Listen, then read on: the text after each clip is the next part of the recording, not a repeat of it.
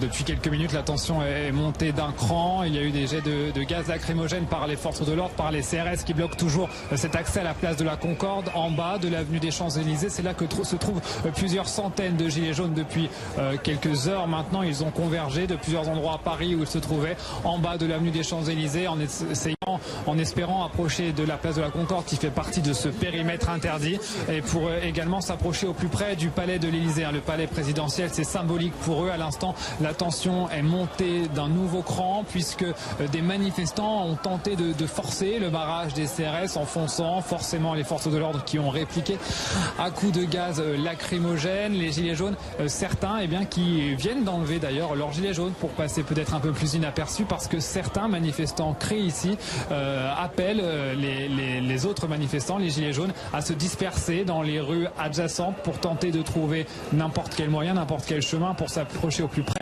du palais de l'Élysée, pour ne pas être complètement canalisés par les forces de l'ordre. Ils souhaitent les submerger. Ils sont en grand nombre ici. On rappelle que ce mouvement, ce rassemblement n'est pas autorisé. Alors ils ont pu accéder à l'avenue des Champs-Élysées, ils ont pu la descendre depuis la place de l'Étoile, mais ils n'ont pas accès à la place de la Concorde ni à la rue du Faubourg Saint-Honoré d'ailleurs, qui est la rue principale, là où se trouve l'entrée officielle du palais de l'Élysée. Mais ces manifestants comptent rester ici toute la journée, toute la soirée même, pour faire pression. Et puis c'est symbolique pour eux de s'approcher au plus près du président de la République. Ils souhaitent demander des comptes à Emmanuel Macron. C'est lui personnellement qui est visé par tous leurs slogans, par leurs critiques également. Les manifestants qui ne relâchent pas la pression et qui espèrent peu à peu pouvoir gagner du terrain sur les CRS, pouvoir continuer à s'approcher du palais de l'Élysée, alors que les forces de l'ordre, préféreraient canaliser ces manifestants dans des lieux qui ont été prévus pour ça, comme le Champ de Mars par exemple.